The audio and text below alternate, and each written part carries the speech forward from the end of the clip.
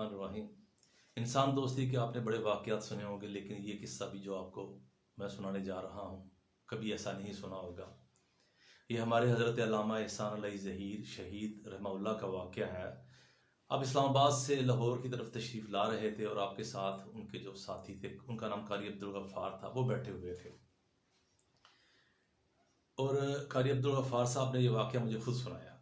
قاری عبدالغفار صاحب ایک دفعہ مکتبہ قدوسیہ پر تشریف لائے اور علامہ شہید کا ذکر چل نکلا، تو انہوں نے باتوں میں ان کے بہت سارے جہاں قصے بیان کیے، اس میں یہ واقعہ بھی بیان کیا کہ کہتے ہیں کہ ایک دفعہ اسلام آباد ہم گئے علامہ صاحب کے ساتھ، تو علامہ صاحب واپسی کے اوپر ہم آ رہے تھے، تو دینا جو جیلم سے پہلے ایک بڑا قصبہ ہے، تب اس کی آبادی کم ہوتی تھی، اب تو خاصی آبادی ہو گئی ہے۔ وہاں پہ ایک پولیس کا ناکہ لگا ہوتا ہے، جی ٹی روڈ۔ تب یہ موٹر وے تو بنی نہیں تھی، جتنے لوگ تھے وہ جی ٹی روڈ سے سفر کرتے تھے، بلکہ تب جی ٹی روڈ بھی ایک سنگل روڈ ہوتی تھی، اب تو دو رویا ہو گئی ہے، تب سنگل روڈ ہوتی تھی۔ تو وہ پولیس ناکے پہ لوگوں کو روکا جاتا تھا، ان سے پوچھ تاچھ کی جاتی تھی، کہاں سے آ رہے ہیں، کہاں گئے ہیں۔ اب علامہ صاحب کی گاڑی کو جب انہوں نے روکا تو علامہ صاحب نے قاری صاحب کو کہا کہ آپ جا کے ان کو بتائیں، آپ ان کو بتائیں، اور تاکہ ان کی تسلی اور ہم سفر آگے جاری رکھیں۔ اب قاری صاحب نیچے اترے ہیں، ان کو بتانے لگ گئے ہیں کہ یہ ہمارے ساتھ جو جا رہے ہیں بزرگ، یہ علامہ احسان علیہ ظہیر ہیں، اور یوں جو بھی بندہ بتاتا ہے، تعارف کرواتا ہے، ہم یہاں سے جا رہے ہیں۔ اب وہ پوٹوہاری پولیس والا، اور پولیس والے عموماً تھوڑا سا کرخت لہجے میں ہی بات کرتے ہیں، تو وہ کہنے لگا یار چھوڑو، مجھے نہیں پتا علامہ صاحب ہے کون سے علامہ صاحب ہیں، یہاں پہ روز علامہ صاحب آتے ہیں، بڑے آتے ہیں، آپ مجھے اپنی گاڑی کے کاغذ دکھاؤ۔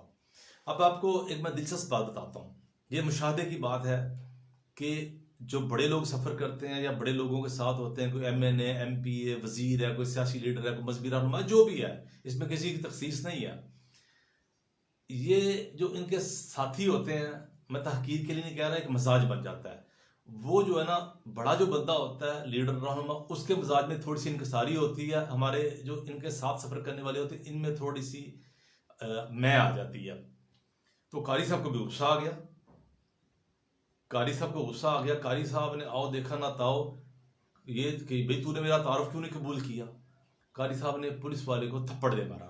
اب پولیس والے کو اتنی ضرورت نہیں ہوتی کہ کوئی بندہ پولیس پہ ہاتھ اٹھائے، لیکن جب بندے کو پتا ہو کہ میری سپورٹ ہے، میری بیک ہے، تو بندہ بہادر ہو جاتا ہے۔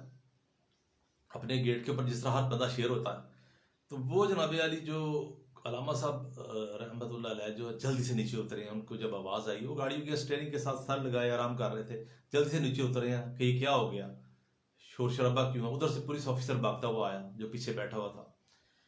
جب وہ پولیس آفیسر بھاگتا ہوا آیا اور تھوڑا سا ہنگامہ ہوا، تو پولیس آفیسر کو پتہ چل گیا کہ یہ علامہ احسان علیہ ظہیر ہے، ممکن پہچان بھی گیا ہو۔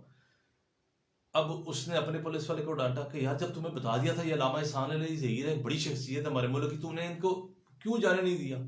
اب وہ پولیس والا بھی بیچارہ چپ کر کے بیٹھ گیا کہ یار مجھ سے غلطی ہوئی ہے۔ خیر بات رفع دفع ہوئی اور حضرت علامہ گاڑی میں بیٹھے اور قاری صاحب بھی بیٹھے، چل پڑے۔ اب جب چل پڑے ہیں، رات کا وقت ہے، تو 2 یا 4 کلومیٹر آگے گئے ہوں، قاری صاحب نے بتایا کہ 2 کلومیٹر آگے گئے ہوں گے ہم، تو علامہ صاحب نے گاڑی ایک طرف روک لی۔ اب گاڑی ایک طرف روک لی اور خاموش ہو کے بیٹھے ہیں، سوچ رہے ہیں۔ قاری صاحب کہتے ہیں میں نے حوصلہ ہمت کرتے ہوئے کہا کہ علامہ صاحب کیا ہوا ہے؟ کہنے لگے نہیں کچھ نہیں، وہ خاموش رہے ہیں۔ 2-4 منٹ اسی خاموشی میں گزر گئے۔ جب کچھ وقت گزر گیا تو علامہ رحمہ اللہ نے گاڑی واپس موڑی اور پھر ادھر چل پڑے۔ اب قاری صاحب ان کے غصے کو بھی جانتے تھے، ان کا روب بھی تھا ایک، تو وہ خاموش بیٹھے ہوئے ہیں، جانے اب کیا ہو رہا ہے۔ علامہ صاحب بھی بالکل خاموش ہیں۔ واپس اسی ناکے پہ پہنچتے ہیں۔ اب دیکھیے 2-3 کلومیٹر سفر کر کے واپس اس ناکے پہ پہنچنے کا مطلب یہ کافی تکلف کیا گیا، محنت کی گئی۔ اب وہاں پہنچے، جا کے گاڑی کھڑی کی اور گاڑی سے نیچے اتر آئے، اور قاری صاحب کو کہتے ہیں قاری صاحب آپ بھی نیچے اتریں۔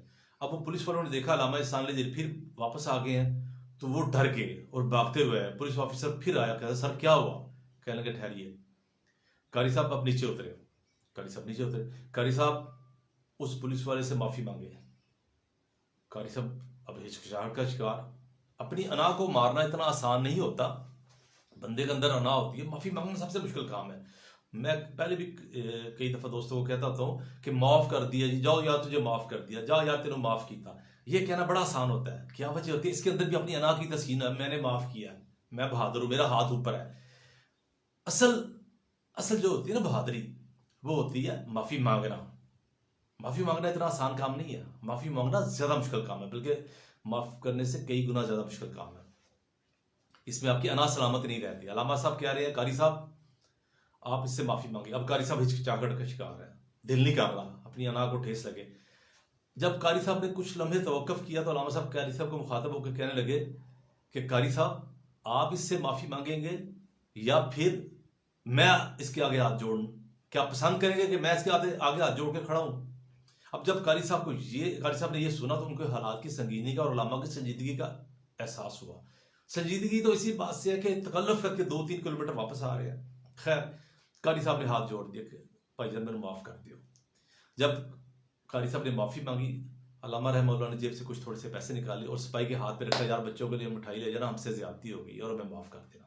یہ کہا، گاڑی کا دروازہ بند کیا اور لاہور کی طرف چل پڑے. اب اندازہ کیجئے کہ ہمارے جو بزرگ، ہمارے جو بڑے تھے، کسی بھی گروہ سے ہوں، مذہبی لوگ ہوں یا سیاسی لوگ ہوں، ان کا معیار، ان کا اخلاق کیسا بلند تھا. افسوس آج ہم من حیث القوم اس اخلاق سے، اس اعلیٰ ظرفی سے محروم ہو چکے ہیں. اللہ سے دعا ہے کہ اللہ تعالی ہمیں بھی اس اخلاق پر چلنے کی توفیق عطا فرمائے. آمین یا رب العالمین.